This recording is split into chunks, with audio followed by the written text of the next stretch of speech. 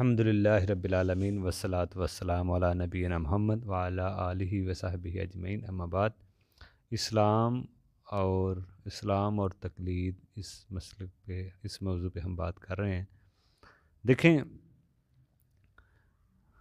بات یہ ہے کہ سارے امام معصوم نہیں ہیں۔ معصوم جو ہے وہ انبیاء کرام ہیں، وہ ہوتے ہیں معصوم۔ ان سب امام پر تنقید بھی ہوتی ہے، امام مالک بھی کہتے ہیں، ٹھیک ہے نا۔ امام مالک کہتے تھے ہم سب کا قول لیا بھی جا سکتا ہے اور چھوڑا بھی۔ وہ ذات جن کی بات آنکھیں بند کر کے مان لی جائے وہ نبی علیہ السلام۔ امام بھی کبھی کبھی اپنے پہلے والے قول سے رجوع کر لیا کرتے تھے۔ مثال جیسے ایک بار امام ابو حنیفہ اپنے جرابوں پہ مسح کر رہے تھے اور شاگرد نے پوچھا آپ تو قائل نہیں تھے؟ تو کہا پہلے مجھے معلوم نہیں تھا، تو اب مجھے معلوم ہے تو میں پہلی بار کر رہا ہوں۔ پتہ چلا کہ وہ معصوم نہیں ہے۔ امام ائمہ اربعہ معصوم نہیں تھے، وہ اپنے قول سے رجوع بھی کر لیا کرتے تھے۔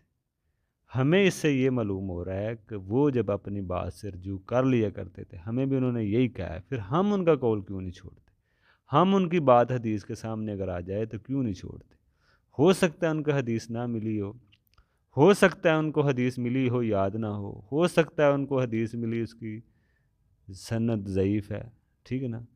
تو کئی اسباب ہو سکتے ہیں، لیکن ہمیں یہ چیز سیکھنی چاہیے جب وہ اپنی بات ایک قول کو چھوڑ رہے ہیں حدیث کے سامنے، یا جب حدیث آ گئی ہے تو ہم کیوں نہیں چھوڑتے؟ بات یہ ہے کہنے والی، اس کو سمجھا جائے۔ تو امام مالک کے بارے میں بھی آپ بات ان کی بھی اگر آپ دیکھیں کہ وہ شوال کے 6 روزوں کے قائل نہیں تھے اور جمعہ کے روزے کے قائل تھے، ٹھیک ہے نا۔ تنہا بھی شاید ان کو حدیث وہ نہ ملی ہو، ٹھیک ہے نا، شاید یہ ہو سکتا ہے ان کو حدیث نہ ملی ہو۔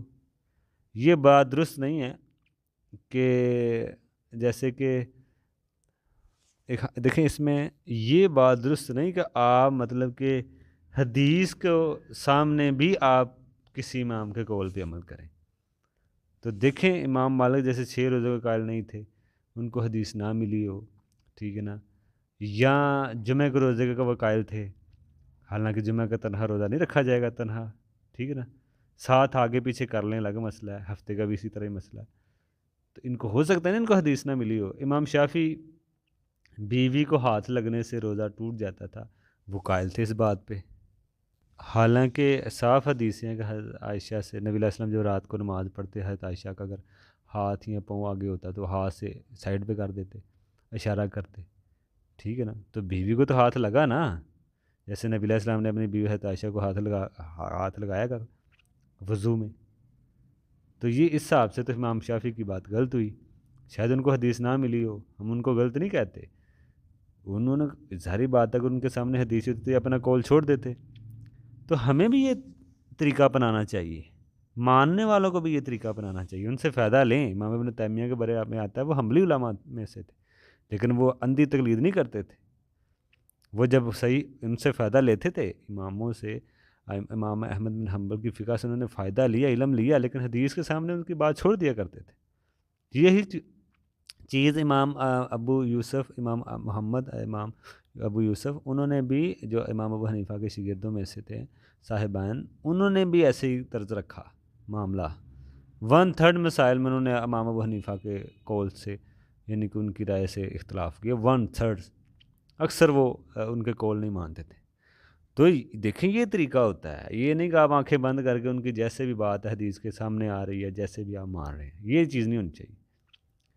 اسی طرح امام احمد بن حنبل کی طرف آ جائیں، یوم شک کے روزے کے قائل تھے، یعنی کہ 29 کو چاند نظر نہیں آپ روزہ رکھ لیں، ٹھیک ہے نا، احتیاطاً۔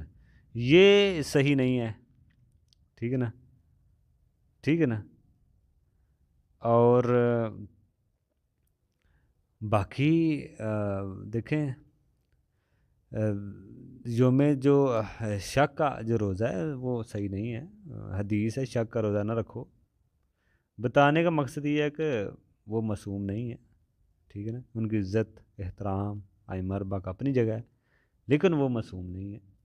تو اس لیے ہمارا موقف یہ ہے کہ امام اربعہ نے جان بوجھ کر حدیث کی مخالفت نہیں کرتے تھے. ہو سکتا ہے حدیث نہ ہونے کی وجہ سے غلطی ہو جاتی ہے، یہ حدیث موجود ہو، فتح دیتے وقت بھول جاتا ہے بندہ، یہ ممکن ہو سکتا ہے.